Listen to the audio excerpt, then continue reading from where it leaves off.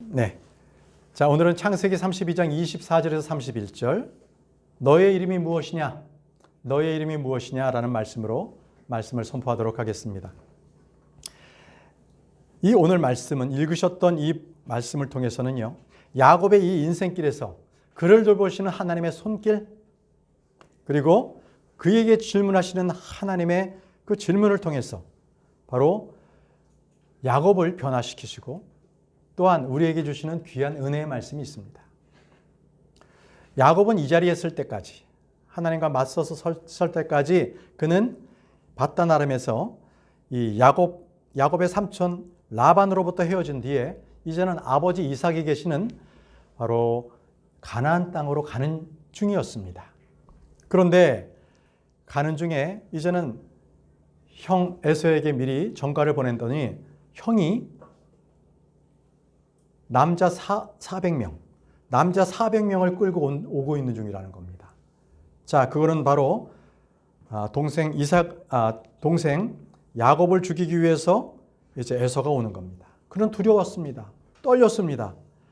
자, 그래서 어떻게든지 형의 마음을 돌려보려고 가축대를 세 그루로 나누어서 그 가축대를 형의 선물로 그렇게 주려고 먼저 보냈습니다. 어떻게 하면 형님의 환심을 살 수 있을까? 그리고 야곱도요, 이제는 가족들과 나머지 가축들을 이제 다 데리고 약폭강을 건넙니다. 이제 바로 그 걷는 거예요. 건너서 이제 작은 시내를 조금 더 건널 수 있도록 가족들을 먼저 다 보내고 한 밤을 맞이했습니다. 홀로 남았어요. 이제 자기는 약폭 강가에서 혼자 남아있는 바로 그때입니다. 어두운 밤이 왔어요. 그런데 바로 그 순간 야곱에게 한 남자가 나타납니다. 이제 오늘 말씀은 거기서부터 시작이 되거든요. 창세기 32장 24절에 그리하여 야곱이 홀로 남겨졌는데 거기서 한 남자가 동이 틀 때까지 그와 맞붙어 싸웠더라, 이렇게 기록되어 있습니다. 한 남자가 나타났어요. 자, 그 주변에 자기 아내들이나 아이들이 있지 않고요, 혼자 남아 있었거든요. 그리고 또 저쪽 먼 곳에서는 형 에서가 400명의 남자들을 데리고 자기에게 지금 오고 있는 중이고요. 자, 이럴 때 야곱의 마음이 어떻겠습니까? 아무도 없는 그때는 외로웠겠죠. 어두운 가운데서 두려웠겠죠. 자기를 죽이려고 형이 이제 군대를 몰고 오는 상황이 됐으니까요. 그때 야곱은 완전히 자기의 혼이 무너졌을 겁니다. 홀로 남겨졌을 때 그는 아마 기도를 하려고 하지 않았나, 이 생각이 들더라고요. 어려웠을 때니까. 아니면은 혹시라도 다 보내고 여차하면 자기가 도망가려고 했을지도 모르겠습니다. 어쨌든 그는 홀로 남았습니다. 사람들은요, 이렇게 홀로 남을 때가 참 많습니다.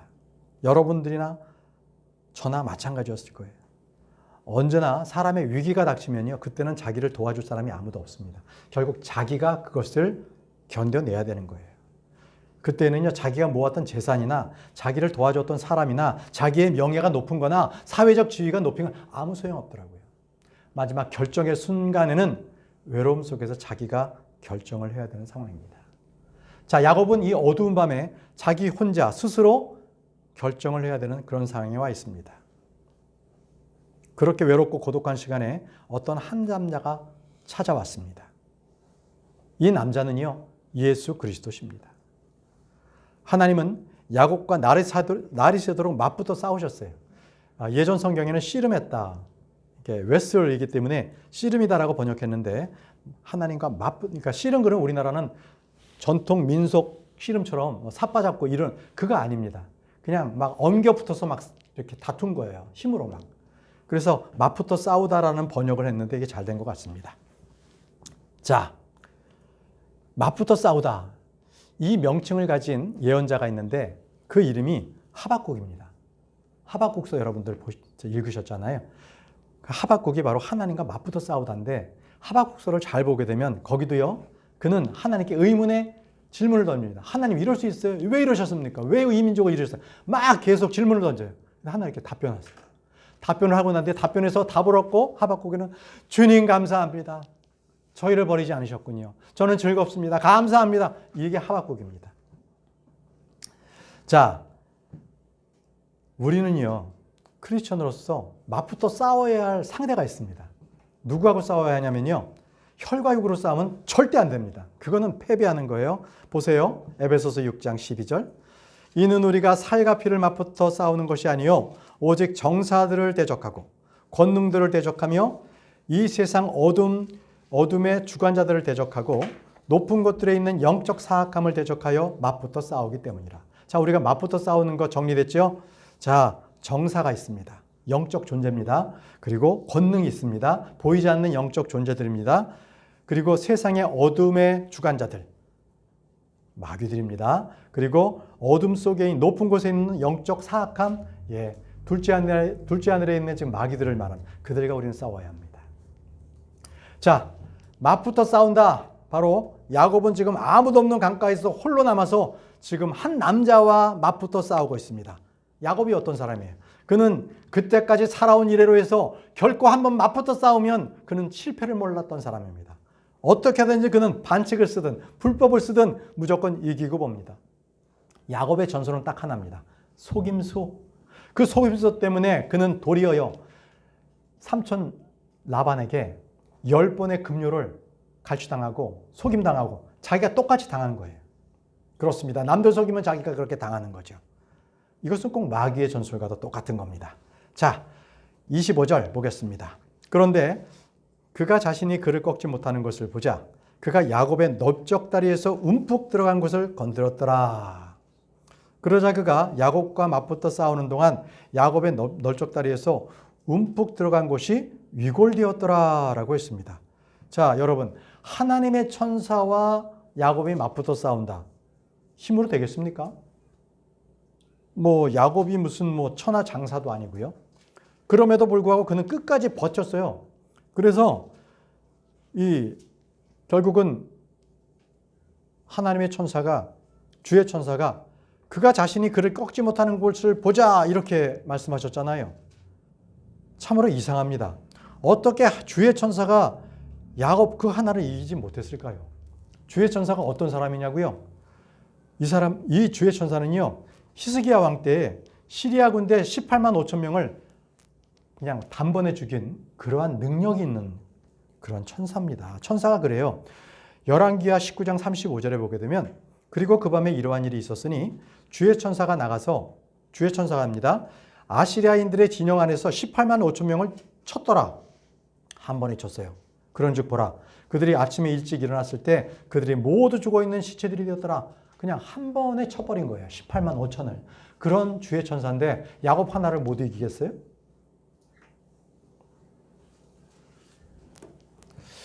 하나님께서 야곱을 이기지 못하셨다라는 것은 야곱의 힘이나 능력이 강해서가 아니었습니다. 바로 야곱의 그 자아, 야곱의 육신, 너무나 육신에 쩔어 있기 때문에 하나님께서 그 육신을 어떻게 손대 볼 수가 없는 거예요. 여러분, 사람의 자아나 육신은 어디에서 처리해야 합니까? 바로 십자가입니다. 십자가에서 처리하지 않으면 그 육신과 자는 도저히 처리할 수가 없습니다. 바로 그것이 바로 사람이에요. 자, 그래서 야곱은요, 야곱의 그 육신으로서 하나님을 대적했던 겁니다. 로마서 8장 7절 말씀에 이는 육신의 생각은 하나님을 대적하여 원수가 되었기 때문이니, 그래서 하나님과 싸우는 거죠. 대적한 겁니다. 그 생각이 하나님의 법에 복종하지도 아니하며 정령 복종할 수도 없기 때문이라.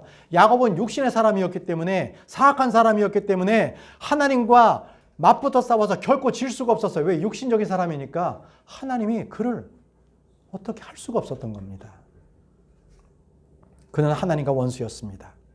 그런데 말입니다, 이런 원수된 사람을 하나님께서 다루시는 방법이 있어요. 그건 바로 징계를 주시는 겁니다. 야곱은 어떻게 징계받았습니까? 그의 넓적다리를 만졌잖아요. 그렇죠? 자, 그래서 그 넓적다리에 우묵하게 들어가는 곳이 위골되었다고 했습니다. 위골. 위골이라는 것은 뼈마디가 어그러진 거예요. 뼈만 어그러졌겠습니까? 뼈에 달라붙었던 그 근육도 완전히 어그러져서 완전히 한순간에 그는 장애인이 돼버린 거죠. 고통이 얼마나 심했겠습니까? 이제는 야곱은요, 에서가 오는데 도망도 못 갈 정도로 하나님께 도움을 받기는커녕 도리어 저주를 받은 그런 상황이 돼버린 겁니다. 하나님께서는 야곱에게, 그 달라붙은 야곱에게 그를 축복해 주시고 복 주시는 것이 아니라, 그에게 힘도 주시고 더 좋게 능력을 주시는 것이 아니라 도리어 그를 연약한 자로 만들어 버리신 거예요. 아예. 이게 바로 하나님의 뜻입니다.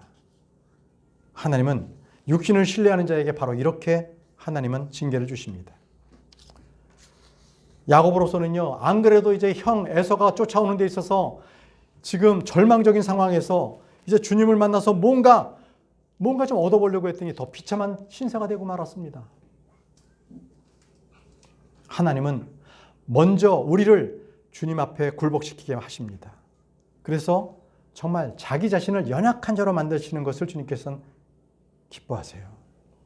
주님께서는요, 우리가 내 자신의 힘과 지혜로서 높은 사람이 되는 것보다, 능력 있는 사람이 되는 것보다 주님께서는 연약한 가운데서 주께서 주시는 그 강건함으로 그 사람이 일어나는 것을 원하시는 분이십니다. 창세기 32장 26절을 보십시오. 그런즉 그가 말하기를 동이 틈으로 나를 가게 하라 하였더라. 이에 야곱이 말하기를 당신께서 저에게 복을 주시 아니하신다면 저는 당신을 가게 하지 아니하겠나이다 하였더라. 자, 야곱은요, 자기 다리가 위골된 상태에서도 주님을 놓지 않았습니다. 그러자 주님께서 나를 가게 하라고 말씀하십니다. 그런데 이 장면을요, 호세아에서는 정확하게 또 기록하고 있습니다. 우리 성경 말씀은 여기도 조금 저기도 조금 해서 우리가 그것을 잘 분별해서 읽을 수 있도록 만들어 놓으셨습니다. 호세아 12장 4절에 이때 야곱은요, 눈물로 간구했다고 했습니다. 진정 그가 천사와 힘겨루기를 하다가 승리하였도다. 그가 울면서 그에게 간구를 드렸도다. 그가 베델에서 그를 발견하였고 거기서 그가 우리와 이야기하였도다. 자, 야곱은요, 천사와 힘을 겨루게 하다가 승리하였지만 그는 울면서 천사에게 간구했습니다. 야곱은요, 당신께서 저에게 복을 주시 아니하신다면 저는 당신을 가게 하지 않겠다고 했습니다. 복을 구했습니다. 그런데 잘 생각해 보세요. 야곱은요, 이미 아브라함 때부터 이삭 그리고 야곱에게 넘어오면서 계속 하나님께서 주신 그 복을 상속받은 거예요. 그 복을 알아요. 그런데 왜 또 복을 달라고 합니까? 이것은 바로 사람이 위기에 처했을 때는요, 받았던 복을 완전히 까먹어버려요. 그리고 주님 복 좀 주세요 그런다고요. 바로 믿음에서 떠나 있을 때는 하나님께로부터 받은 은혜를 완전히 잃어버리는 거죠. 우리 성도들은요, 하나님께로부터 받은 그 은혜를 잊으면 안 됩니다.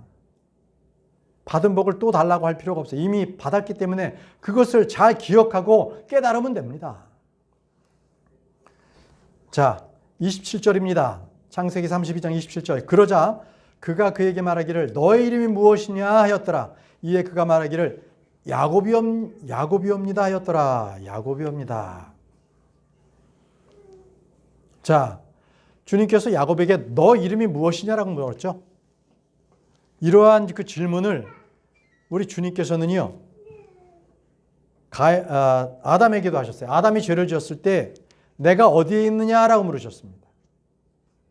또 가인이 형제 아벨을 죽였을 때 너희 형제 아벨이 어디 있느냐라고 물으셨습니다.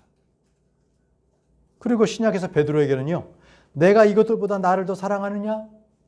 이렇게 질문하셨어요. 왜 물으신 겁니까? 하나님께서 몰라서 질문하신 겁니까?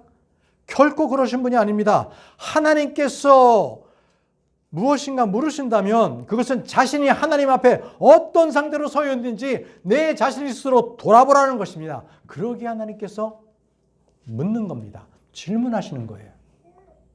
너의 이름이 무엇이냐? 이것은 분명 야곱에게 너의 잘못이 무엇이냐? 이것을 묻고 계시는 겁니다. 자, 야곱은 이 질문을 받았을 때 불현듯 떠오르는 생각이 하나 있었습니다. 그것은 자기 아버지 이삭에게 거짓말했던 거예요. 아버지 이삭이 축복을 하려고 했을 때에 그는 아버지에게 머리를 들이밀었습니다. 그래서 아버지가 네가 에서냐? 그랬을 때 그는 분명히 저는 당신의 첫 태생인인 에서입니다. 이렇게 거짓말을 쳤어요. 이삭이 내가 누구냐? 눈먼 이삭이 내가 누구냐라고 했을 때 그는 거짓말을 친 거예요. 바로 하나님께서 내 이름이 무엇이냐라고 물으셨다면 그것은 바로 그것을 떠올리게 한 겁니다. 야곱은 그런 잘못을 떠오르고 그는 하나님 앞에 솔직하게 자기 죄를 시인하고 고백하기를 주님은 바라셨던 겁니다. 아마 야곱 마음속으로 이런 고백을 하지 않았을까요? 하나님, 너 이름이 무엇이냐라고 했을 때 저는 죄인입니다. 저는 불법자입니다. 저는 사기꾼입니다. 저는 탈취자입니다. 저는 속이는 자입니다. 저는 더러운 자입니다. 어쩌면 이 고백은 저와 여러분들이 그리스도의 심판석 앞에서 회개보고했을 때에 내 이름이 무엇이냐라고 물었을 때 똑같이 답변해야 할 것입니다. 그럴 때 여러분들은 무엇이라고 답변하시겠습니까? 예, 제 이름은 탐욕입니다. 제 이름은 쾌락입니다. 제 이름은 괴로움입니다. 제 이름은 더러움입니다. 이렇게 말씀하시겠습니까? 아니면 너 이름이 무엇이냐라고 했을 때 예, 제 이름은 정직함입니다. 완전함입니다. 순수함입니다. 신실합니다. 그리고 선한 마음입니다. 이렇게 고백하시겠습니까? 이사야는 자신을 일컬어 입술이 더러운 자라고 고백했습니다. 베드로는 나는 죄인이로소이다라고 고백했습니다. 바울은 자신이 죄인 중에 우두머리라고 인정을 했습니다. 욥은요, 주님 앞에서 이러한 이유로 제가 자신을 혐오하고 티끌과 재 속에서 회개하나이다. 이렇게 고백했습니다. 야곱이라는 이름이 무엇입니까? 야곱이라는 이 자체는 이름은 굉장히 수치스러운 이름입니다. 그는 태어날 때부터 형 에서의 뒤꿈치를 붙들고 나왔어요. 그 야곱, 그것은 뒷발꿈치를 잡는 자, 뒷발꿈치를 잡는 자라는 뜻이 야곱입니다. 이것은 좋은 이름이 아닙니다. 그 이름에 따라서 야곱은요, 그의 인생을 그렇게 살아왔어요. 수치스럽게 살아왔습니다. 그 이름이 그 인생 자체였던 것입니다. 그래서 주님께서 그의 이름을 바꾸어 주십니다. 28절 보십시오. 그러자 그가 말하기를 너의 이름은 더 이상 야곱이라 부르지 아니하고 다만 이스라엘이라 불리리라. 이는 내가 통치자로서 하나님과 사람들을 맞서는 권세가 있어 승리하였기 때문이라 하였더라. 자, 주님께서는 야곱에게 너의 이름은 더 이상 야곱이라 불리지 아니하고 다만 이스라엘이라 불리리라 이렇게 말씀하셨습니다. 바로 이름을 바꿔주신 것이죠. 여러분, 이스라엘이라는 이름이 어떤 이름입니까? 이 이름은 상당히 지금까지도 불리고 유명한 이름입니다. 주님께서 그 이름을 지으신 이유를 말씀에서 이렇게 말씀하셨습니다. 이는 내가 통치자로서 하나님과 사람들을 맞서는 권세가 있어 승리하였기 때문이라. 이스라엘, 그 이름은요, 하나님의 통치자라는 뜻입니다. 하나님의 통치자. 야곱은 비록 다리가 위골되었지만 그는 이긴 자였습니다. 주님으로부터 이름을 받은 야곱은 이제 이전의 야곱이 아닙니다. 이미 변화된 이스라엘이 되었습니다. 야곱이 새 사람이 되었다는 것입니다. 새 사람. 그리고 하나님께서는 그에게 하나님의 이름을 묻는 그에게 복도 주셨습니다. 복도 주셨습니다. 29절을 보십시오. 29절. 이에 야곱이 그에게 물어 말하기를 제가 당신께 간구하오니 제게 당신의 이름을 알려주셔서 하였더라. 그러자 그가 말하기를 어찌 너는 나의 이름을 묻느냐 하였더라. 그리고 그가 거기에서 야곱에게 복을 주었더라. 자, 야곱은 제가 당신께 간구하오니 제게 당신의 이름을 알려주셔서 했습니다. 야곱은 밤새 맞붙어 싸웠던 그가 누구인지를 그의 이름을 알고 싶었습니다. 바로 그가 천사로서 보이는 그 사람인데 그게 정말 어떤 사람인지 그의 이름을 알고자 했지만 천사는 그의 이름을 밝히지 않았습니다. 그 이유가요, 바로 성경에 나옵니다. 사사기 13장 18절에 왜 천사가 자기 이름을 밝히지 않았는지가 나옵니다. 그러자 주의 천사가 그에게 말하기를 그것이 비밀인 것을 알면서 어찌하여 내가 나의 이름을 이같이 묻느냐 하였더라. 자, 주의 천사의 이름을 묻는 것은 비밀입니다. 그래서 이름을 알려주지 않았던 것입니다. 이 말씀은 삼손의 아버지 마노아가 주의 이름을 물었을 때 주의 천사가 이렇게 말씀하셨던 겁니다. 그런데 모세가요, 하나님께 여쭙습니다. 하나님, 주님께서 저를 이제 이집트 땅에 있는 이스라엘 백성들에게 보내시는데 만약에 그들이 저에게 아니 누가 당신을 우리에게 보낸 거야? 라고 물었을 때 제가 누구라고 대답해야 합니까? 하나님의 이름이 무엇입니까? 그랬을 때 그때 하나님께서 이렇게 말씀하세요. 이렇게 이제 줄거리입니다. 출애굽기 3장 13절에 그러자 모세가 하나님께 말씀드리기를 보소서 제가 이스라엘 자녀들에게 가서 그들에게 말하기를 너희 조상들의 하나님께서 너에게 나를 보내셨노라 하리니 그들이 저에게 말하기를 그분의 이름이 무엇이냐 하리이다. 제가 그들에게 무엇이라고 말하리까 하였더라. 제가 누구라고 얘기해야 될까요? 하나님의 이름을 무엇이라고 해야 될까요? 했을 때 하나님께서 나는 곧 나니라 라고 말씀하셨어요.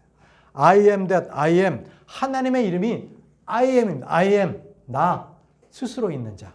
나는 곧 나다. 이 말씀을 하신 그게 하나님의 이름이라는 것입니다.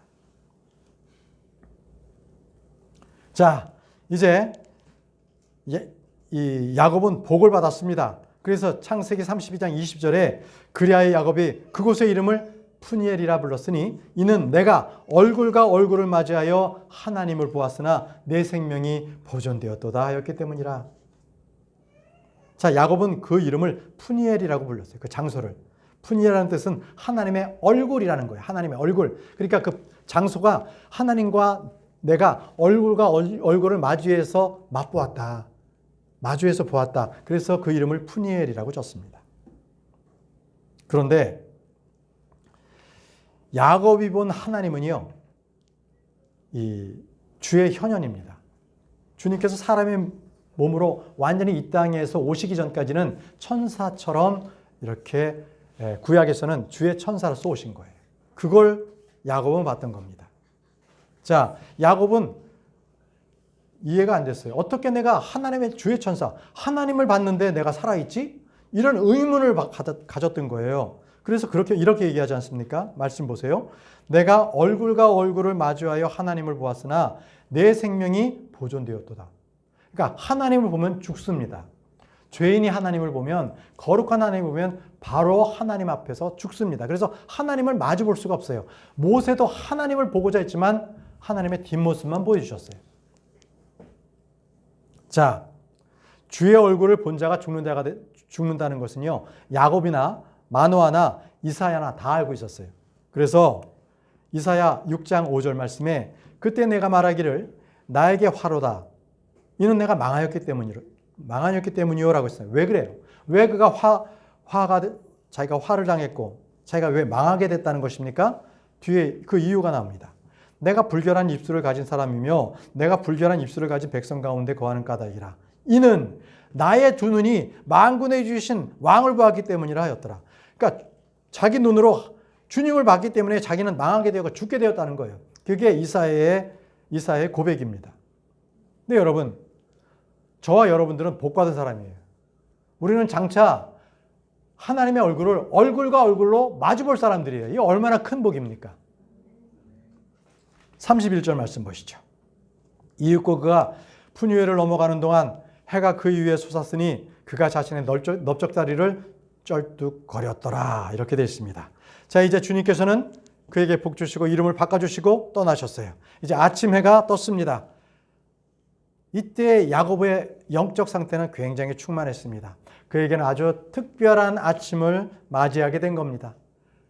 비록 자기 넓적다리는 쩔뚝거렸지만 그의 영은 충만해져 있는 것입니다. 여러분, 오늘 이 말씀을 쭉 들으면서 어떤 생각하셨습니까? 주님께서는 분명히 이 말씀을 통해서 저와 여러분들에게 교훈을 주시는 말씀이 있습니다. 이게 중요합니다. 이 말씀을 드리려고 합니다. 자, 첫 번째요. 주님께서 우리에게 주시는 교훈은 뭐냐면요. 주님은 우리를 떠나지도 버리지도 않는다는 분이십니다. 우리를 떠나지도 버리지도 않는다.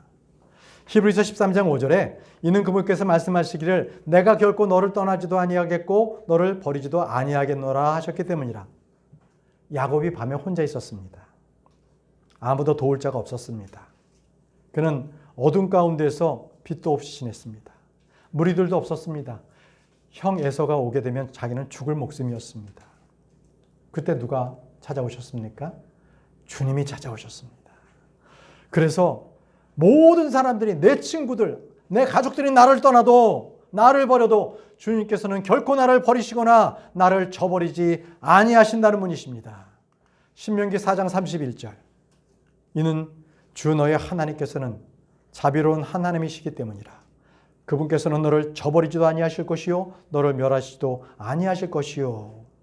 너를 버리지도 저버리지도 아니하시고 너를 멸하지도 아니하실 것이라고 분명히 약속을 하셨습니다. 이 약속 말씀은 분명히 유대인들에게도 분명히 적용이 되었습니다. 그래서 주님께서는 여호수아에게 이렇게 말씀하셨습니다. 내가 너를 단련하지도 아니하고 너를 저버리지도 아니하노라. 우리 주님께서는 그 약속을 지켰습니다. 우리 하나님께서는 지금도요, 완전한 사람 버리지 않습니다. 주의 자녀를 버리지 않습니다. 주님을 찾는 자를 결코 버리지 아니하시는 분이십니다. 주님은 자신의 아들, 자신의 자녀를 떠나지 아니하십니다. 이것은 바로 주님의 신실하신 약속의 말씀입니다. 두 번째입니다. 주님은 야곱의 이름을 바꿔주셨다는 겁니다. 야곱의 이름을 바꿔주셨어요. 자, 여러분, 아브라함의 본래 이름이 뭐예요? 아브람 아닙니까? 아브람. 근데 아브라함으로 바꿔줬어요. 사레는요? 사라는 원래 사레라는 의미예요. 사레. 주님께서 바꿔주셨어요. 바울은요? 사울 아니었습니까? 근데 바울로 바꿔주셨어요. 근데 이 세 사람은 공통적으로요, 하나님께서 바꿔주신 그 좋은 이름으로 끝까지 갔어요. 그래서 생각해보세요. 야곱은요, 이스라엘로 바꿔주셨죠? 그런데 왜 성경 읽으면 자꾸 야곱이 튀어나옵니까? 왜 야곱이라는 이름이 같이 나올까요? 보세요.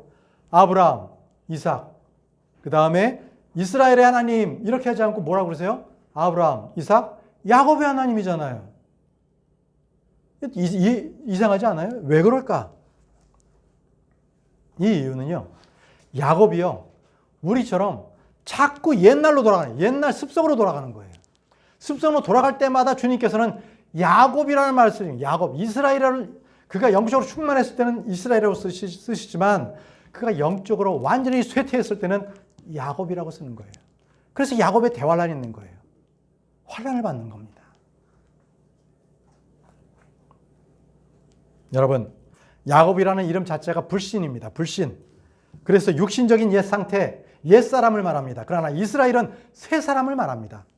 영적인 사람을 말합니다. 하나님께서 새롭게 불러주시는 이름 이스라엘. 여러분, 믿는 자가 말이죠, 하나님으로부터 많은 은혜와 복을 받았어요. 그럼에도 불구하고 왜 자꾸 옛날로 돌아가십니까? 왜 옛사람으로 가서 옛날 습성을 다시 하느냐는 것입니다. 그것은 야곱과 똑같습니다. 이처럼 비극적인 모습은 없습니다. 그래서 주님께서는요, 언제나 우리 자신을 볼 때 우리의 외모를 보지 않습니다. 우리가 어떤 뭔가 자격을 갖추고 소유하고 있는 것을 보지 않습니다.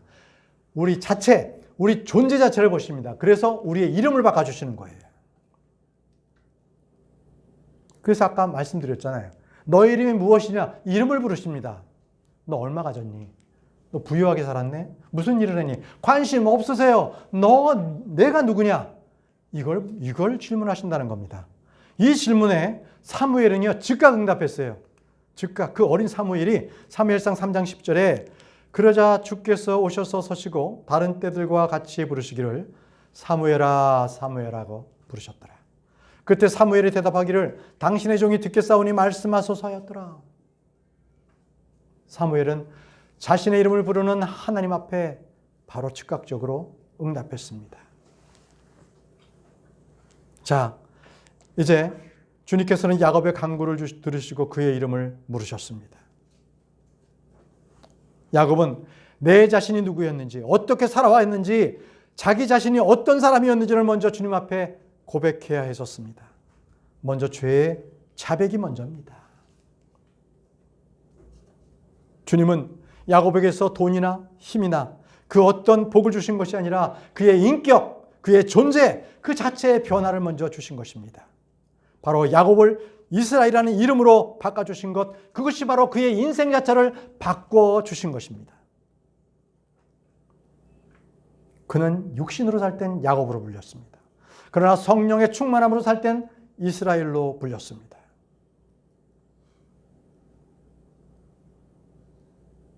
주님께서는 야곱은 하나님 앞에 주의 이름을 물었습니다. 그러나 그 대답을 얻지는 못했습니다. 그러나 우리는 이미 그 대답을 얻은 사람들입니다. 바로 그 이름을 보십시오. 마태복음 1장 21절, 그런즉 그녀가 한 아들을 낳으리니 너는 그분의 이름을 예수라 부를지니라. 예수 그리스도, 바로 그분이 하나님이십니다. 바로 이름을 우리에겐 이미 알려주셨습니다. 그분은 바로 멀리 계시는 것이 아니라 바로 지금 내 안에, 가까이 내 안에 그분께서 계십니다. 이제 세 번째 교훈을 보겠습니다. 세 번째 교훈은 육신의 쩔뚝거림이 가져온 열매가 있다는 겁니다. 비록 육신은 쩔뚝거려서 평생 불구로 살았지만 그에게는 열매를 얻었습니다. 그는 더 이상 자기 자신을 의지하지 않게 되었다는 겁니다. 도리어 하나님을 의지하게 됐다는 거죠. 그것은 바로 여기 있는 성도님들과 똑같습니다. 우리는 내 자신을 의지하지 않고 하나님을 의지해야 합니다. 하나님의 그 온전하신 그 은혜, 그걸 의지하십시오. 그 하나님의 은혜는요, 하나님의 약함은 세상 그 어떤 강한 것보다 더 강하십니다. 그것이 바로 진리예요. 고린도전서 1장 25절, 27절 말씀을 제가 읽겠습니다. 이는 하나님의 어리석음이 사람들보다 더 지혜로우며 하나님의 약함이 사람들보다 더 강하기 때문이라. 그러나 하나님께서 지혜로운 자들을 당혹스럽게 하시려고 세상의 어리석은 것들을 선택하셨느니라. 또한 하나님께서 막강한 것들을 당혹스럽게 하시려고 세상의 약한 것들을 선택하셨느니라. 더 이상 내 육신에 무언가를 의지하지 마십시오. 하나님의 약한 것이 나보다 강하십니다. 세상 그 어떤 것보다도 강하십니다. 그래서 주님께서는요, 야곱의 넓적다리에 손을 대셨을 때 그의 육신은 무너졌고 그는 그 육신의 아픔으로 그는 울부짖었습니다. 육신의 낮아짐으로 그는 울부짖었습니다. 바로 육신이 성령을 대적할 때, 이기려고 들 때 주님께서는 반드시 징계로 처리하십니다. 우리 자아가 너무나 강할 때 주님께서는 우리에게 질병을 주시고 고난을 주십니다. 만약에 이것을 주님께서 주시는 정년이요, 단련이다라고 달게 받으면 그는 의의 화평의 열매를 맺게 되는 것입니다. 자, 야곱이 육신이 무너졌을 때 받은 그 열매를 한번 보십시오. 자, 오늘 창세기 말씀을 펴보시기 바랍니다. 창세기 32장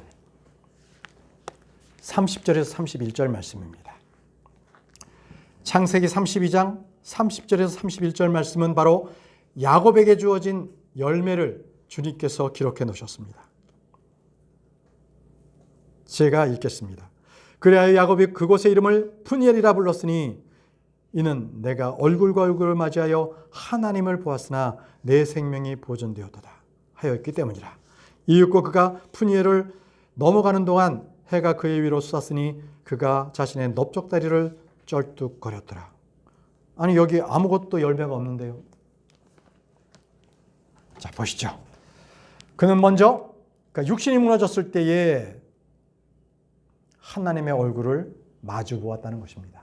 이 얘기는 바로 하나님과 교제했다는 것입니다. 그리고 하나님을 봤음에도 그의 생명이 보존되었다는 것입니다. 그 얘기 뭡니까? 죽음에서 생명으로 그는 옮겨졌다는 것입니다. 이게 열매가 아니고 무엇이겠습니까? 또 있습니다. 그가 걸었을 때 그 위로 무엇이 돋아나 솟았습니까? 태양이 솟았습니다. 이제는 그는 빛 가운데 걸었다는 것입니다. 어둠에 있지 않고 빛 가운데, 기쁨 가운데 영적으로 걷게 되었다는 것입니다. 마지막으로 그는 자신의 넓적다리를 쩔뚝거렸습니다. 아주 귀한 겁니다. 비록 그는 한평생을 이제 불구로 살 수밖에 없습니다. 그 쩔뚝거림은 이제는 그가 걷는 방식이 달라졌다는 거예요. 바로 주님 앞에 걷는 그 생활 방식이 이제는 바뀌었다는 것입니다. 과거의 걸음걸이가 아니라 이제는 주님을 의지해서 걷지 않으면 그는 살 수 없는 쩔뚝거림이 그의 생활 방식을 바꿨다는 것입니다. 여러분, 우리는 언제나 어려울 때 주님 앞에 기도할 때 언제나 우리가 부서지는 체험을 합니다. 야곱은 넓적다리가 위골됐을 때 그는 더 이상 이제는 자기가 그렇게 잘하던 도망가는 것은, 남을 속이는 것은 못했습니다. 바로 잡히기 때문입니다. 이제는 더 이상 그는 그렇게 못하고 겸손한 자가 되었습니다. 더 이상 꾀를 낼 수도 없었습니다. 이것이 바로 야곱을 이스라엘로 바꾸신 바로 하나님의 역사입니다. 이제는 그가 형 에서를 만나러 가는데 그 장면을 상상해 보십시오. 그는 쩔뚝거리며 걸었지만 그의 마음은 충만했습니다. 은혜로 가득했습니다. 이제는 그가 인생에 있어서 어둡고 긴 터널을 통과하면서 이제는 자기 위에 솟아난 그 햇빛을 바라보며 잔꾀도 속임수도 그는 아무것도 그 안에 없이 절뚝거리는 발로 담대하게 형을 만나러 갔습니다. 이것이 바로 변화를 받는 성도들의 발걸음입니다. 여러분들의 발걸음은 어떻습니까? 여러분들의 절뚝거림은 무엇입니까? 우리는 구원받은 이후에도 여전히 절뚝거립니다.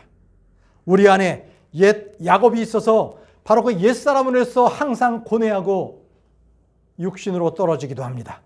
육신은 우리 자신을 어떻게든지 붙들려고 있으려고 하고 결코 우리에게 떨어지려고 하지 않습니다. 그 육신이 우리에게 꿰는 게 무엇입니까? 이것저것 구상하게 하고 너 잘 될 거야.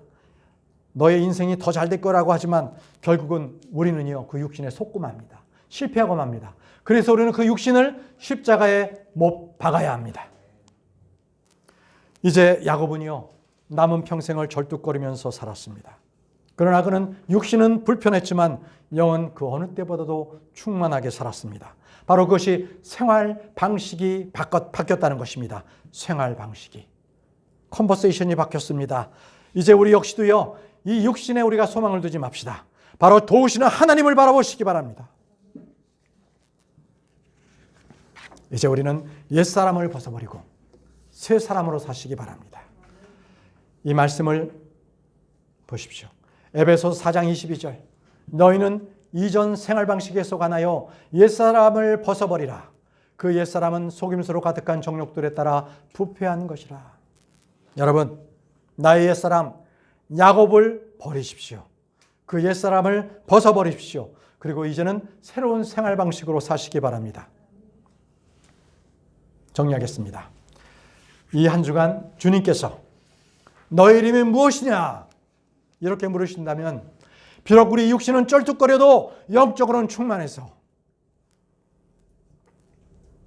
그 은혜가 충만해서 주님께 나의 이름을 소리 높여 불러도 한 주간 그 은혜 안에서 기쁨으로 사시기 바랍니다. 기도하겠습니다.